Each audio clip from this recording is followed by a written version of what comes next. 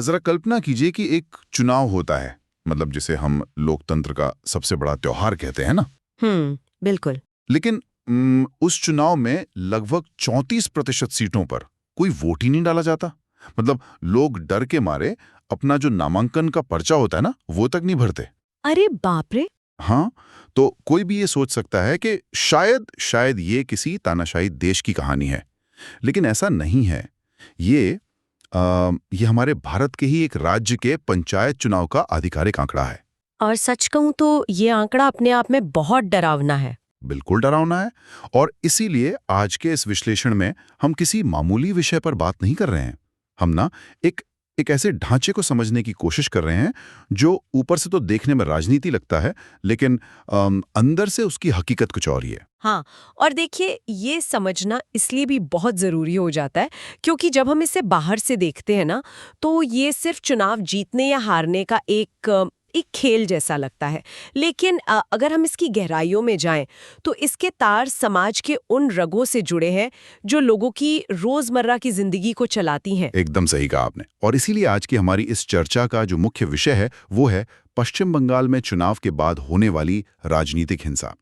जब हम आज की ताज़ा खबरों को देखते हैं तो ऐसा लगता है कि जैसे ये अचानक से भड़की हुई कोई आग है।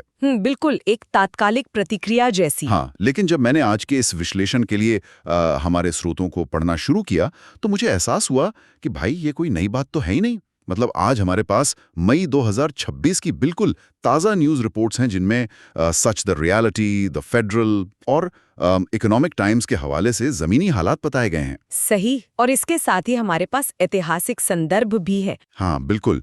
इसके अलावा 2021 के चुनावों के बाद की जो स्थिति थी, उसको बयां करने वाली एक विस्तृत विकिपीडिया रिपोर्ट भी है। ज्यूरिस्ट न्यूज़ का एक कानूनी दस्तावेज है। और इस पूरी हिंसा की जड़ों को गहराई से समझने के लिए ऑब्जर्वर रिसर्च फाउंडेशन यानी ORF उनकी मार्च 2022 की एक बेहद शानदार रिसर्च रिपोर्ट है। मतलब अगर इन सभी अलग-अलग दस्तावेजों को हम एक साथ पिरोते हैं ना, तो जो तस्वीर उभर कर सामने आती है वो सिर्फ हैरान करने वाली ही नहीं है, बल्कि वो सोचने पर मजबूर कर देती है कि हम जिसे लोकतंत्र कहते हैं, जमीन पर उसका असली रूप आखिर है क्या? बिल्कुल। लेकिन इससे पहले कि हम इस गहराई में गोता लगाएं, सुनने वालों के लिए एक बहुत ही महत्वपूर्ण बात, एक बहुत ही स्पष्ट डिस्क्लेमर। हाँ, ये स्पष्ट करना बहुत जरूरी है। जी, आज के हमारे इस विश्लेषण में वामपंथियों यानी जो लेफ्ट विंग हैं और दक्षिणपंथियों यानी राइट विंग, दोनों पक्षों से जुड़े बेहद संवेदनशील राजनीतिक दावे शामिल हैं। मतलब जो स्रोत हमारे पास हैं उनमें टीएमसी, बीजेपी और सीपीआई इमाम द्वारा एक दूसरे पर लगाए गए बहुत ही गंभीर आरोप मौजूद हैं। तो हमारा काम यहाँ पूरी तरह से तटस्थ रहना है। हम यहाँ बिना किसी भी पक्ष का लिए, मतलब बिना किसी विचारधारा का समर्थन किए, केवल उन तथ्यों, पैटर्न्स और दावों को सामने रख रहे हैं जो इन मूल स्रोतों में दर्ज हैं। हमारा मकसद सिर्फ और सिर्फ ये समझना है कि ये पूरा ढांचा आखिर काम कैसे करता है। बिल्कुल एकदम सही कहा आपने। हमारा लक्ष्य सिर्फ ये विश्लेषण करना है कि बंगाल की जो राजनीतिक हिंसा है वो भारत के अन्य राज्यों से इतनी अलग और इतनी ढांचागत क्यों है। तो चलिए सबसे पहले आज की स्थिति पर ही नजर डालते हैं। 6 मई 2026 की न्यूज रिपोर्ट्स चीख चीख कर ये बता रही हैं कि पश्चिम बंगाल विधानसभा चुनाव के नतीजों में बीजेपी की भारी जीत हुई है। मतलब एक लैंडस्लाइड विक्ट्री जिसे कहते हैं। लेकिन जैसे ही नतीजे आए, राज्य भर में व्यापक हिंसा भड़क उठी और हालात इतने खराब हैं कि रिपोर्ट्स के मुताबिक टीएमसी के 400 से अधिक कार्यालयों में तोड़फोड़ की जा चुकी है। और देखिए ये हिंसा सिर्फ दफ्तरों या बिल्डिंग्स तक सीमित नहीं है। बिल्कुल नहीं। संदेशखाली के बामनगिरी इलाके में तो सुरक्षा बलों पर फायरिंग तक की खबर आई है, जिसमें 3 जवान घायल हुए हैं और कुल 4 लोगों की मौत की तो पुष्टि भी हो चुकी है। अब अगर हम दावों की बात करें तो रिपोर्ट्स बताती हैं कि टीएमसी ने इस हिंसा का सीधा आरोप बीजेपी पर लगाया है। अच्छा, उनका क्या कहना है इस पर? उनका कहना है कि ये बीजेपी की, उनके शब्दों में, गटर की राजनीति है और दूसरी तरफ बीजेपी ने इन आरोपों को सिरे से नकार दिया है। उन्होंने दावा किया है कि ये सब टीएमसी की अंदरूनी गुटबाजी और सत्ता छिन जाने की जो हताशा होती है ना, उसका नतीजा है। चुनाव आयोग ने सख्त कार्रवाई के निर्देश दे दिए हैं। यहाँ जो बात सबसे दिलचस्प है ना, वो ये है कि अगर हम 2026 की इस ताज़ा स्थिति को सिर्फ 5 साल पीछे ले जाएं, मतलब 2021 के विधानसभा चुनावों से जोड़कर देखें, तो हमें एक बहुत ही स्पष्ट लेकिन खौफनाक पैटर्न नजर आता है। तो चलिए इसको थोड़ा विस्तार से समझते हैं। 2021 में ऐसा क्या हुआ था जो आज के हालात से इतना मिल खाता है? देखिए, 2021 की विकिपीडिया और जूरिस न्यूज़ की रिपोर्ट्स अगर हम खंगालें, तो उस समय चुनाव के नतीजे आज के बिल्कुल उलट थे। तब टीएमसी ने भारी बहुमत के साथ लगातार तीसरी बार सत्ता में वापसी की थी। हाँ, वो भी एक लैंडस्लाइड विक्ट्री थी। बिल्कुल, लेकिन नतीजों के तुरंत बाद की जो स्थिति थी ना, वो हूबहू आज जैसी ही थी। उस समय भी राज्य भर में ऐसी ही व्यापक और क्रूर हिंसा हुई थी। फर्क सिर्फ इतना था कि 2021 में पीड़ित होने का दावा बीजेपी और वामपंथी दलों के कार्यकर्ताओं ने किया था। रुको, मतलब स्क्रिप्ट बिल्कुल वही है, सिर्फ किरदार बदल गए। बिल्कुल, एकदम सटीक कहा आपने। 2021 में बीजेपी ने दावा किया था कि चुनाव के बाद उनके कई कार्यकर्ता मारे गए, महिलाओं के खिलाफ गंभीर अपराधों की हजारों शिकायतें सामने आई थी और मामला इतना गंभीर हो गया था कि कलकत्ता हाई कोर्ट को हस्तक्षेप करना पड़ा था। अच्छा। हाँ, उस समय 1979 आधिकारिक शिकायतें दर्ज की गई थी, जिनमें लगभग 15,000 पीड़ितों का जिक्र था। सोचिए जरा, हाई कोर्ट ने हत्या और यौन उत्पीड़न जैसे गंभीर मामलों की जांच सीबीआई को सौंपी थी और बाकी मामलों के लिए एक स्पेशल इन्वेस्टिगेशन टीम यानी एसआईटी का गठन किया था। ये तो ऐसा लग रहा है जैसे ये कोई पेंडुलम हो। पेंडुलम। हाँ, मतलब सत्ता जिसके पास होती है या जो सत्ता को चुनौती देने की ताकत रखता है, ये हिंसा का पेंडुलम उसी तरफ पूरी ताकत से घूम जाता है। 2021 में ये एक तरफ गया, 2026 में दूसरी तरफ।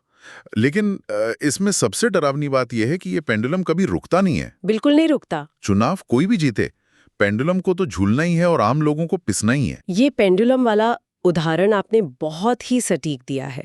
और देखिए, ये सिर्फ एक या दो चुनावों की बात नहीं है, ये दशकों से चला आ रहा है, एक पूरा इतिहास है इसका। इसी बात पे ना मेरे दिमाग में एक सवाल घूम रहा है, क्या इस हिंसा का, मतलब इस पूरी मारकाट का कोई वैचारिक आधार है?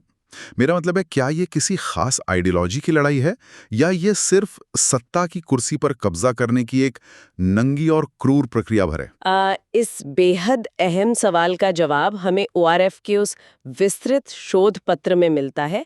अगर हम पश्चिम बंगाल के तुलना भारत के अन्य राज्यों से करें ना, तो चीजें एकदम साफ हो जाती हैं। जैसे उत्तर प्रदेश या बिहार को ही लीजिए। वहां हिंसा अक्सर जातिगत समीकरणों या माफिया के इर्द गिर्द घूमती है। हाँ, वो अलग तरह का सिस्टम है। बिल्कुल। या फिर केरल को देखिए, वहां भी राजनीतिक हिंसा का अपना एक इतिहास है, लेकिन वो काफी हद तक तीखे वैचारिक मतभेदों पर टिकी होती है, आइडियोलॉजी पर। लेकिन बंगाल इन सबसे पूरी तरह अलग है। यहाँ की हिंसा मुख्य रूप से राजनीतिक आधिपत्य, यानी जिसे हम पूरा पॉलिटिकल डोमिनेंस कहते हैं ना, उससे बनाए रखने के लिए होती है। मतलब कोई वैचारिक मतभेद नहीं है, सिर्फ मेरा राज चलना चाहिए वाली बात है। काफी हद तक हाँ, और इसका इतिहास बहुत गहरा है। मतलब ओआरएफ का पेपर ऐसे 1905 के बंगाल विभाजन तक ले जाता है। वहां से जो हिंसक राजनीतिक विरोध का पैटर्न शुरू हुआ ना, वो आजादी के बाद भी थमा नहीं। 1970 का मशहूर बर्दमान का जो सेम्बारी हत्याकांड था, वो इसका एक बहुत ही क्रूर उदाहरण है, जब कांग्रेस और उभरते हुए वामपंथियों के बीच जबरदस्त खूनी संघर्ष हुआ था। उसके बाद 1977 में जब वामपंथियों यानी सीपीआईएम के नेतृत्व वाली सरकार आई, हाँ, वो तो बहुत लंबे समय तक सत्ता में रहे। बिल्कुल। तो उन्होंने इस राजनीतिक नियंत्रण को सिर्फ ताकत के बल पर नहीं रखा, बल्कि सिस्टम के अंदर घुसाकर उसे एक संस्थागत रूप दे दिया, इंस्टीट्यूशनलाइज कर दिया। मैं इस संस्थागत रूप को थोड़ा और समझना चाहता हूँ। क्या इसका मतलब ये है कि सरकार चलाने के तरीके को ही पूरी तरह बदल दिया गया? बिल्कुल। इसे समझाने के लिए ना, राजनीतिक विज्ञानी द्वयापाइन भट्टाचार्य और पार्थ चटर्जी ने एक बहुत ही कमाल का शब्द गढ़ा है, पार्टी सोसाइटी। यहाँ पर सबसे दिलचस्प बात ये आती है कि मतलब नाम से ऐसा लग रहा है जैसे पूरी सोसाइटी को ही एक पार्टी ने निगल लिया हो। इसका मतलब बिल्कुल यही है। आमतौर पर किसी समाज को कौन चलाता है? परिवार, स्थानीय पंचायत, रिश्तेदारी, जातीय धर्म, है ना? हाँ, यही सब ढांचे होते हैं। लेकिन बंगाल के ग्रामीण जीवन में पार्टी ने इन सभी संस्थाओं की जगह ले ली। रोजमर्रा की जिंदगी का हर एक पहलू, आप क्या करेंगे, कहाँ जाएंगे, किससे मिलेंगे, ये सब कुछ धीरे धीरे पार्टी के जरिए ही तय होने लगा। अगर मैं इसे एक आम इंसान की भाषा में समझूं, तो ये स्थिति बिल्कुल वैसी ही है जैसे किसी गांव में कोई एक ही एकाधिकार वाली कंपनी, मतलब एक मोनोपोली कंपनी आ जाए। बहुत बढ़िया तुलना है। वही कंपनी तय कर रही है कि गांव में पानी किसे मिलेगा, मनरेगा की नौकरी किसे मिलेगी, यहाँ तक कि राशन किसे मिलेगा। अगर आप उस कंपनी के कर्मचारी नहीं हैं या उसकी बात नहीं मानते, तो आप गांव में रह ही नहीं सकते। ये मोनोपोली कंपनी वाली एनालॉजी बिल्कुल सटीक बैठती है यहाँ। लेकिन आपको समझना होगा कि ये एकाधिकार रातों रात या सिर्फ भाषणों से नहीं बना था। तो कैसे बना? इसे जमीनी संसाधनों और अर्थव्यवस्था पर पूरी तरह से कब्जा करके खड़ा किया गया था। ये बहुत अहम पॉइंट है, क्योंकि कोई भी पार्टी इतनी शक्तिशाली कैसे बन सकती है कि वो लोगों की रोजमर्रा की जिंदगी को ही कंट्रोल करने लगे। इसका पैसों और संसाधनों से क्या सीधा कनेक्शन है? मुझे इसके कैसे और क्यों के बारे में और जानना है। तो इसके लिए हमें वामपंथी सरकार के एक प्रमुख कदम ऑपरेशन बर्गा को समझना होगा। अच्छा। ऑपरेशन बर्गा हाँ। कागज पर एक बहुत ही शानदार भूमि सुधार अभियान था, जिसका मकसद जमीन जोतने वाले किसानों को उनके अधिकार देना था, और इसके साथ ही पंचायतों को बहुत ज्यादा वित्तीय ताकत और संसाधन दिए गए। सुनने में तो ये बहुत अच्छा लग रहा है, मतलब सत्ता का विकेंद्रीकरण, डिसेंट्रलाइजेशन। बिल्कुल, सिद्धांत रूप में ये बेहतरीन था, लेकिन जमीन पर इसका असर कुछ और ही हुआ। पंचायतों के सशक्तिकरण का असल मतलब ये हुआ कि कल्याणकारी योजनाओं का, पैसों का और संसाधनों का जो पूरा का पूरा नियंत्रण था ना, वो स्थानीय पार्टी के नेताओं और कार्यकर्ताओं के हाथ में आ गया। ओहो। नियम बहुत सीधा और अलिखित बन गया। जो पार्टी के साथ है, जो पार्टी का झंडा उठाता है, उसे ही इन सरकारी योजनाओं का लाभ मिलेगा, और जो विरोध में है उसे सिस्टम से बाहर कर दिया जाएगा। अच्छा, तो यहीं से वो रेंट सीकिंग यानी मुनाफाखोरी का जो कॉन्सेप्ट है वो सिस्टम में घुसता है। मैंने इसके बारे में पढ़ा था रिसर्च में। हाँ। रेंट सीकिंग का कॉन्सेप्ट बंगाल के जमीनी हकीकत को समझने के लिए बहुत बहुत जरूरी है। इसे आप रोजमर्रा की जिंदगी में ऐसे समझें। गांव या कस्बे में कोई भी आर्थिक गतिविधि होनी है, किसी को ठेका चाहिए, किसी को मनरेगा में दिहाड़ी चाहिए, या यहाँ तक कि अगर आपको अपने खुद के पैसे से अपना घर बनाने के लिए ईंट, बालू, सीमेंट भी खरीदना है ना, तो आप सीधा बाजार नहीं जा सकते। वो सब कुछ स्थानीय दादा या सिंडिकेट के जरिए ही खरीदना पड़ेगा, जो उस सत्ताधारी पार्टी से जुड़े होते हैं। एक मिनट रुको, मतलब अगर मुझे अपने खुद के घर की दीवार भी बनानी है, तो पहले मुझे पार्टी के टोल बूथ पर अपनी राजनीतिक वफादारी साबित करनी होगी। बिल्कुल। ये तो ऐसा है जैसे मैंने सरकार नहीं चुनी है, बल्कि कोई रंगदारी वसूलने वाली कंपनी चुन ली हो। हाँ। अगर मैं ये टोल ना चुकाऊं तो क्या होगा? अगर आप ये टोल नहीं चुकाते हैं, या अगर आप विरोधी दल का झंडा पकड़ लेते हैं, तो आपका पूरी तरह से आर्थिक बहिष्कार कर दिया जाता है। और यही वो जगह है जहां वो 34% वाला आंकड़ा आता है, जिसका जिक्र आपने शुरुआत में किया था। हाँ, वो 2018 के पंचायत चुनाव वाला खौफनाक आंकड़ा। बिल्कुल। ORF के शोध पत्र के मुताबिक 2018 में TMC सरकार के दौरान हुए पंचायत चुनावों में 34% सीटें, जो कि करीब 20,076 सीटें बैठती हैं, वो TMC ने निर्विरोध जीत ली। निर्विरोध मतलब कोई सामने खड़ा ही नहीं हुआ? हाँ, और ऐसा इसलिए नहीं हुआ कि विपक्ष चुनाव नहीं लड़ना चाहता था। ऐसा इसलिए हुआ क्योंकि विपक्ष के उम्मीदवारों ने डर के मारे अपना नामांकन ही दाखिल नहीं किया।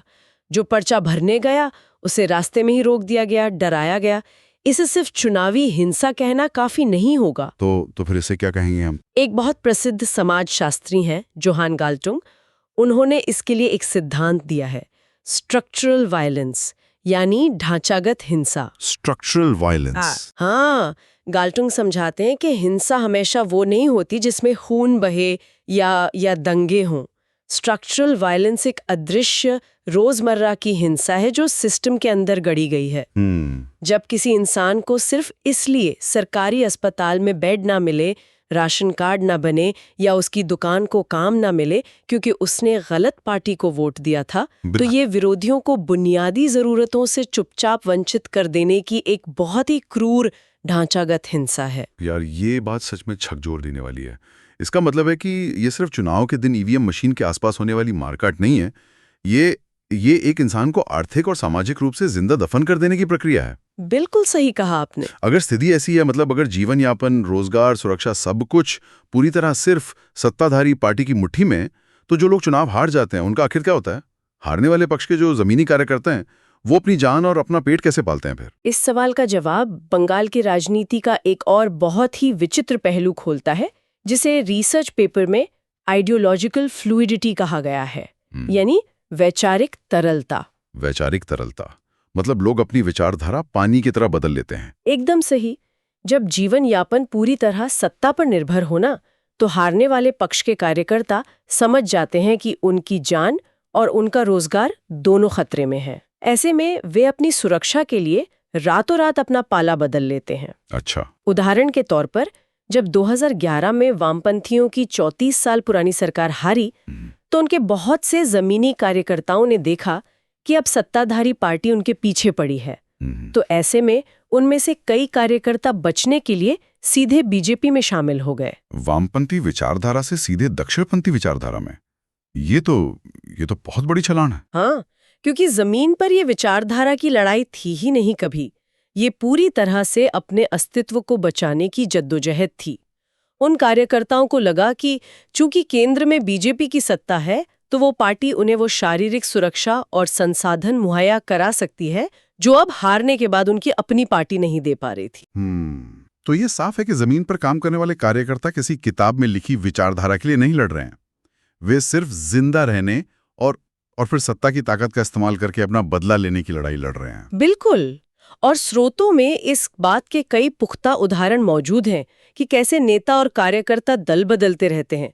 चुनाव दर चुनाव डर और गुस्से का एक अंतहीन चक्र बन गया है वहां। अब जैसे 2021 की विकिपीडिया रिपोर्ट के एक और हिस्से को देखें, तो वहां दोनों तरफ से नैरेटिव का कैसे इस्तेमाल होता है ये साफ दिखता है। ऐसे का जिक्र करती है, जिसमें आरोप लगाया गया था कि आरएसएस से जुड़े समूहों ने सोशल मीडिया पर भ्रामक और मुस्लिम विरोधी नैरेटिव फैलाए।